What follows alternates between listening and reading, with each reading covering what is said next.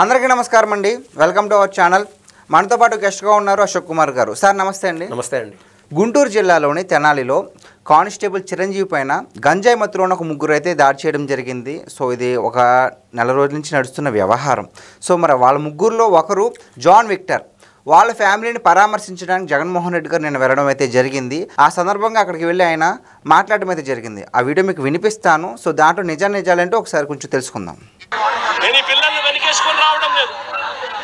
పిల్లలు అన్నాక వీళ్ళు వయసులో ఉన్నప్పుడు ఏదేదో కేసులు పడిండొచ్చు, గొడవలు జరిగిండొచ్చు, కేసులు పడిండొచ్చు, కేసులు ఉండిండొచ్చు. ఆ కేసుల్లో ఎవరిది న్యాయము ఎవరిది ధర్మము అని చెప్పి నాకు తెలియదు. నేను దాన్ని వెనకేసుకొని రావడం లేదు. సో జగన్మోహన్ రెడ్డి గారు ఏమంటున్నారంటే పిల్లలు అన్నాక కేసులు ఉంటాయి, వాళ్ళని నేనేం వెనకేసుకు రావట్లేదు అని చెప్తున్నారు. మరి దానికి మీరేమంటారు? అసలు అంటే పిల్లలంటే కేసులు ఉంటాయండి, ఇప్పుడు ఏంటి దానికి ఎందుకు అంత రచ్చ చేస్తున్నారు మీరు? ఆయన చెప్పి నువ్వు పూర్తిగా ఆయన చెప్పింది విన్నారా? ఆయన ఏమన్నాడు లాస్ట్లో ఏమన్నాడు మీకు గుర్తుందా? నాకు ఈ కేసుల గురించి తెలియదు, న్యాయం ఏందో తెలియదు, ధర్మం ఏందో తెలియదు, అసలు నేను ఎందుకు వచ్చానో తెలియదు అనే రేంజో చెప్తున్నాడు జగన్మోహన్ రెడ్డి. ఓకే, ఇక్కడ ఆ విక్టర్ అనే అతను ముఖ్యంగా అంటే మిగిలిన ముగ్గురు కూడా అరికాల కోటింగ్ అయింది. వాస్తవంగా ఉన్నది ఫ్యాక్ట్ చెప్పుకోవాలి కాబట్టి వాళ్ళను ముఖ్యంగా విక్టర్ కుటుంబాన్ని పరామర్శించడానికి ఎందుకు వచ్చాడు జగన్మోహన్ రెడ్డి అనేది ప్రధానమైన ప్రశ్న. ఓకే, ఎందుకు నా ఎస్సీలు, నా బీసీలు, నా ఎస్టీలు అనేటువంటి జగన్మోహన్ రెడ్డి గారు ఇవాళ మళ్ళీ అదే కులకుంపటి రాజేయడానికి మన ఆంధ్ర రాష్ట్రంలో ఎక్కడ సందు దొరికితే అక్కడ దూరిపోవడం అలవాటు. అందులో భాగంగా ఈ విక్టర్ కుటుంబాన్ని పరామర్శించేదానికి వచ్చాడు. అతని పూర్తి పేరండి జాన్ విక్టర్. ఓకే, లెక్కాచారం ప్రకారం అంటే హైకోర్టు, సుప్రీంకోర్టులు ఏవైతే ఆర్డర్స్ ఇచ్చాయో ఆ ఆర్డర్స్ ప్రకారం చూస్తే అతను అసలు దళితుడే కాదు. ఎందుకంటే అతను క్రిస్టియన్ కాబట్టి అతను బీసీసీ అవుతాడు, కన్వర్టెడ్ క్రిస్టియన్. సో హౌవెవర్ అతను బీసీ అవుతాడు, బీసీసీ అవుతాడు, కానీ దళితుడు కాదు. సరే, ఇదన్నీ తెలిసినటువంటి జగన్మోహన్ రెడ్డి అయినా కూడా దళితులకు ఏదో అన్యాయం జరిగిపోయింది, గాయం తగిలింది అన్నట్టు ఇవాళ నేను ఏదైతే వచ్చాడో అది చాలా తప్పు. ఎందుకంటే ఒక్క మాట పూర్వాపరం లేక మీరు వెళ్ళి చూడండి, మీకు అర్థమవుతుంది. నిన్న ఒక ప్రధానమైన ఒక ఛానల్లో ఒక senior most analyst, senior most ఒక యాంకరు ఆయన మాట్లాడినటువంటి మాటలు మనం వింటే మనకు అర్థం ఉంటుందండి. ఆయన ఏం చెప్తున్నారంటే మనం చెప్తున్నటువంటి జాన్ విక్టరు, అతను కాక నవీన్ కుమారు, ఇంకొక అతను రాకేష్, ఇంకొక అతను కరీముల్లా, వీళ్ళు నలుగురు కలిసి గతంలో మనం సీసీ కెమెరాలో కూడా కనిపిస్తూ ఉంటుంది. ఆడబిడ్డలో లేకుంటే పెద్దోళ్ళు, ముసలోళ్ళు, వాళ్ళ పాటుకోళ్ళు ఉంటే బైక్లో సైలెన్సర్ లేని బండి మరి వాడి, అంటే సైలెన్సర్ లేకుండా ఉంటే ఎక్కువ సౌండ్ ఇచ్చే బైక్ వాడి మరి మెడలో చైన్ లాక్కోబోయిన దాఖలాలు చాలా ఉన్నాయి. అదే తెనాలి ప్రాంతంలో డ్రగ్స్ అమ్మిన దాఖలాలు ఉన్నాయి. ప్రతి వీడియో ఉంది. ఈ కేసు కోర్టులో ఉన్న పక్షాన మనం కూడా ఎక్కువ మాట్లాడేదానికి లేదు కాబట్టి ఆ యాంకర్, విలేకరు కూడా ఎక్కువసేపు మాట్లాడాల. కానీ ఎవరైనా ఛాలెంజ్ చేస్తే ఆ వీడియోలన్నీ బయట పెడతాను అని ఆయన ఓపెన్ గా ఛాలెంజ్ చేశాడు. ఇప్పుడు మీరు ఛాలెంజ్ చేస్తే ఆయన పెట్టడానికి సిద్ధమే. ఆయన వీడియోలు బయట పెట్టినప్పుడు ఈ నవీన్ కుమార్, అదేవిధంగా ఈ జాన్ విక్టరు, ఈ కరీముల్లా, ఈ రాకేష్, వీళ్ళు నలుగురు తప్పులు చేయలేరని జగన్మోహన్ రెడ్డి గారు వచ్చి నిన్న పరామర్శించిపోయినాడు కదా. సో జగన్మోహన్ రెడ్డి గారు క్షమాపణ చెప్తారా? వాళ్ళు తప్పు చేశారని ప్రూవ్ అవుతుంది, క్షమాపణ చెప్తారా?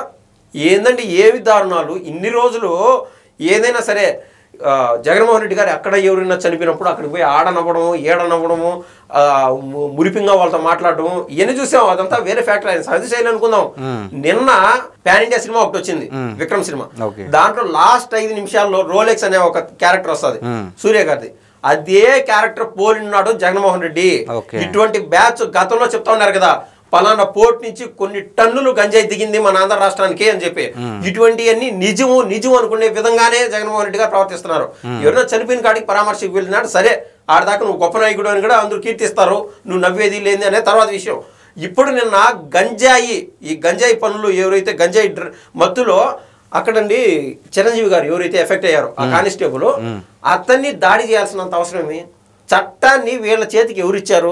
జగన్మోహన్ రెడ్డి గారికి ప్రశ్నిస్తున్నారు కదా, చట్టం మీ పరిధిలో ఉన్నదా, ఎందుకు మీరు శిక్షిస్తున్నారు ఏంది అని. సరే, ఈ చిరంజీవి గారిని మీరు దాడి చేయాల్సిన పని, ఆ రోజున చిరంజీవి గారికి చనిపోయింటే మీరు ఆ ప్రాణం వెనక్కి తీసుకురాగలుగుతారా? అతను బడుగు బలహీన వర్గానికి సంబంధించిన వ్యక్తి. మీరు చెప్పి కులాల గురించి మాట్లాడాలంటే అట్టే మాట్లాడాలా. ఈ చిరంజీవి గారు బీసీలు, అతను చేస్తున్నటువంటి మహిళ ఎస్సీ వీళ్ళు, ఆ రోజు ఆమె ఏడుస్తా పెట్టినటువంటి వీడియో వస్తే ఎవరి కళ్ళైనా నీళ్ళు తిరుతాయి. వాళ్ళ భర్తగా ఆ రోజున వాళ్ళ భర్త చనిపోయింటే ఆ భర్తను తీసుకురాగలుగుతారా? వీళ్ళు దాన్ని కూడా వేరే వేరే విధంగా మాట్లాడగలుగుతారు. వైసీపీ వాళ్ళకం అట్టున్నది. సో ఆ మహిళ దళితురాలు నిన్న నేను ప్రతిసారి చెప్తున్నా అంటే నేనేదో పలానా పార్టీనో పలానా ఏదో ముద్రేసి ప్రత్యేకంగా చెప్పడం కాదు, వాస్తవంగా జగన్మోహన్ రెడ్డి గారికి నేను ప్రతి వీడియోలో నేను ఒక సూచనలు చేస్తా వస్తున్నా. ఏంటంటే సార్ నిన్న కన్నా మీరు అక్కడికి పోకుండా ఉంటే బాగుండేది.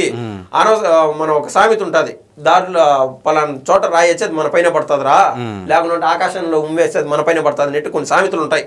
ఆ విధంగా జగన్మోహన్ రెడ్డి గారు నిన్న వెళ్ళడం వల్ల అటు కొడాలి నాని ఇటు అంబటి రాంబాబు గారు అంటే ఇంకా జగన్మోహన్ రెడ్డి గారు వంత పడతారు, అది వేరే విషయం. కానీ A2లు A3లు A4లు అందరూ షేక్ అయిపోతున్నారు. అయ్యా జగన్మోహన్ రెడ్డి ఇప్పుడు సరే మేము కోటరీ ఉన్నదని మేము ఇన్ని రోజులు ఆపుతూ వచ్చాము, సరే మా కోటరీ తప్పని యావత్ సమాజం నమ్ముతుంది కాబట్టి మేము సైలెంట్గా ఉండాల్సి వస్తుంది. ఇప్పుడు నువ్వు సొంత డిసిషన్లుగానే తీసుకుంటే ఎంత దారుణాలు అవుతాయా అని చెప్పి అందరూ భయపడే పరిస్థితి వచ్చేసింది. వైసీపీ వాళ్ళు కూడా ఎవరున్నారండి జగన్మోహన్ రెడ్డి చుట్టూ? ఇప్పుడు ధనంజయ రెడ్డి అంటే అన్న మా ధనంజయ అన్న అంటున్నాడు, కృష్ణమోహన్ రెడ్డి మా కృష్ణన్న అంటున్నాడు, లేకుండా ఉంటే అటు సజ్జల రామకృష్ణారెడ్డి అసలు కనీసం ఈ దరిదాపులో జగన్మోహన్ రెడ్డి గారు మీట్ అయినట్టుగా మనకు కనపడలే ఈ మధ్య. ఇప్పుడు యావత్తు ఈ క్వార్టర్ ఏదైతే ఉన్నదో టోటల్ బ్రేక్ అయిపోయింది.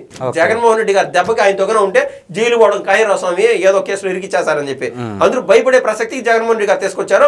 ఇటువంటి అయినా సొంత నిర్ణయాలు కన్నా జగన్మోహన్ రెడ్డి గారు కన్నా తీసుకుంటే ఈ విధంగానే ఉంటది, ఇదే విధంగా ఉంటది అని చెప్పి ఆయన మరోసారి ప్రూవ్ చేయడం జరిగింది. సో వీడియో ఇంకా పూర్తి అవ్వలేదు, విని ఇంకా ఆయన ఏమన్నారు ఒకసారి విందాం. ఓకే, కానీ ఒక పద్ధతి అనేది ఒకటి ఉంది అనేది మాత్రం ఖచ్చితంగా చెప్తా ఉన్నాం. ఆరోపణలు చేసే వ్యక్తులే జడ్జిల కింద మారిపోకూడదు అని మాత్రం గట్టిగా చెప్తా ఉన్నాం. ఆరోపణలు చేయడం మీద ఆరోపణలు మీరు చేసినప్పుడు జడ్జిలుగా ఉన్న కోర్టులు ఇరువైపులా వాదనలు విన్న తర్వాత జగన్మోహన్ రెడ్డి గారు ఏం చెప్తున్నారు అంటే, ఆరోపణలు చేసే వ్యక్తులు అంటే పోలీసులు, నథింగ్ బట్ పోలీసులే డిసిషన్ తీసుకొని ఒక నిర్ణయానికి వచ్చేసి జడ్జిలా ఫీల్ అయిపోయి వాళ్ళని ఎందుకు శిక్షించారు అని జగన్మోహన్ రెడ్డి ఇండైరెక్ట్గా చెప్పేది అయితే అదే. సో దానికి మీరేమంటారు? అసలు మీరు దాంట్లో లోగుట్టు మీరు పసిగట్టలేకపోతున్నారు. దాంట్లో లోగుట్టు ఏంటంటే మొత్తం ఈ కాన్స్టిట్యూషన్ అనేది పక్కన పెడితే కాన్స్టిట్యూషన్ జగన్మోహన్ రెడ్డి గారు అంటే కాన్స్టిట్యూషన్ నథింగ్ బట్ రాజ్యాంగం అనేది జగన్మోహన్ రెడ్డి గారు బాగా చదవాల. కానీ లా పైన జగన్మోహన్ రెడ్డి గారు ఉన్నంత పట్టు ఎవరికి లేదు. అది మీరు గుర్తుపట్ల ఆయన చెప్పినటువంటి వీడియోలో మీరు న్యాయ నిర్ణేత కాదు, జడ్జి కాదు, కోర్టు ముద్దాయిలు ఇరుపక్కల వాదనలు వింటాది. జగన్మోహన్ రెడ్డి గారి అనుభవాన్ని రంగరించి ఆడు చెప్తున్నాడు. సో ఇప్పుడు జగన్మోహన్ రెడ్డి గారు నన్ను వచ్చినప్పుడు నేను చెప్పినా కదా ఇందాక మహిళను గల పరామర్శించింటే చాలా బాగుండేది ఇరువైపులా. ఇప్పుడు వీళ్ళు ఏదైతే ముద్దాయిలు ఉన్నారు 7-8 కేసులు ఉన్నాయి. అసలు రాకేష్ అనే అతని పేరు పోలీస్ స్టేషన్ పోయినప్పుడు నీ పేరేం పేరు అయితే రాకేష్ అలియాస్ కిల్లర్, అతని పేరు చెప్పడం కూడా అలియాస్ కిల్లర్ అంట. ఇంకా అర్థం చేసుకోండి. అంటే కొంతమంది పెట్టుకుంటారు చూడు ఈ లోఫర్ లేకుంటే కిల్లర్, కొన్ని ఉంటాయి ఈ పూరి జగన్నాథ్ సినిమాల్లో మాదిర ఎగ్జాక్ట్ వాళ్ళు అదే పేరు. అంటే 10 మంది ఏమనుకున్నా సరే అనే విచ్చలవిడితనం. అయితే నగర ప్రజలకి జగన్మోహన్ రెడ్డి గారు క్షమాపణలు చెప్పగలుగుతారా? అయితే నగర ప్రజలు ఏమనుకుంటున్నారో మీకు తెలుసా? ఎంతమంది వాళ్ళని కొట్టారో తెలుసా? ఎంతమంది రక్తపాతం సృష్టించారో తెలుసా? ఎంతమంది మర్డర్లు చేయడానికి పూనుకున్నారో తెలుసా? ఈ అయితే నగర్ ఏదైతే ఇక్కడ కేసులు పడినాయో తెనాలి ప్రాంతానికి సంబంధించింది 2018 అంటే బాబు గారు అక్కడ సీఎం గా ఉన్న సమయం నుంచి వీళ్ళపైన కేసులు రిజిస్టర్ అవుతున్నాయి. 7, 8, 9 కేసుల మేర రిజిస్టర్ అయినాయి. మీరు కావాలంటే డేటా తీసుకొని చూడండి. ఇంకా బాబు గారి ప్రభుత్వం అంటే 2018లో కేవలం 1 కేసు 2 కేసులు రిజిస్టర్ అయితే 2019 నుంచి 2024 వరకు డిఫాల్ట్ గా 7-8 కేసులు రిజిస్టర్ అయినాయి. ఇంకా అర్థం చేసుకోండి.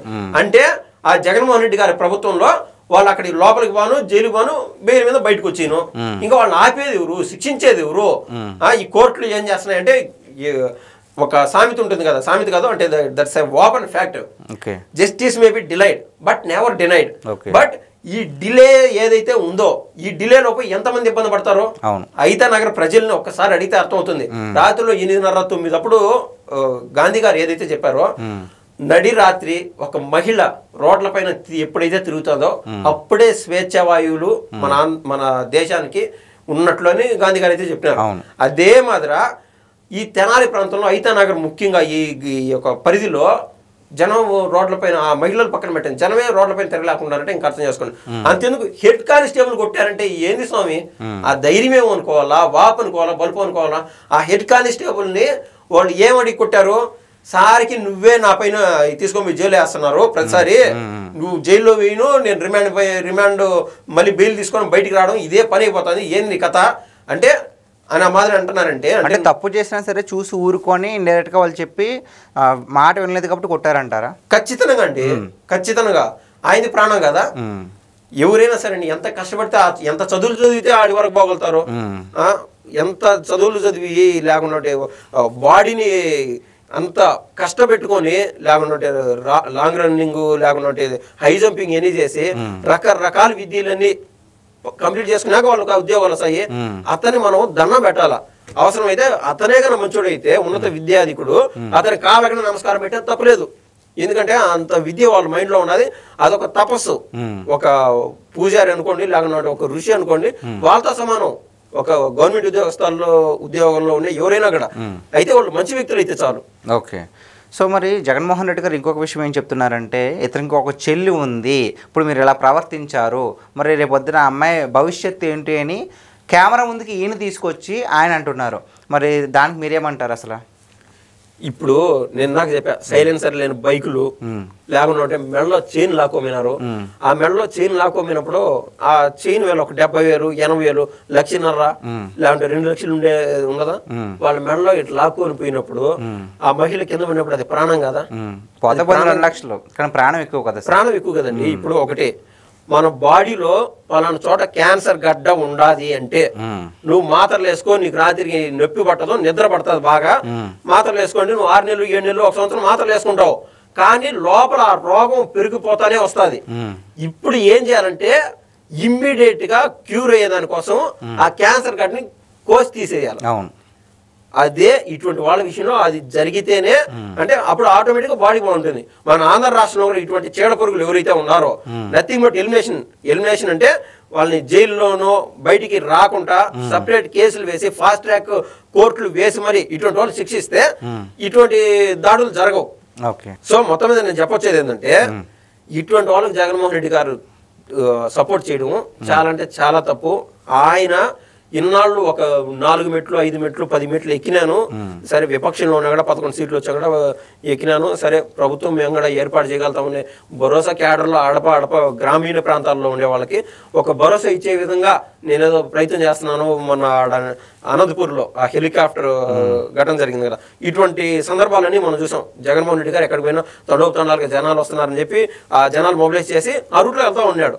కానీ ఈ నిన్న ఏదైతే తీసుకున్నటువంటి నిర్ణయం జగన్మోహన్ రెడ్డి గారు అక్కడికి వచ్చారో 30 అడుగుల పాతాలలోకి జగన్మోహన్ రెడ్డి గారు పడిపోయినారు.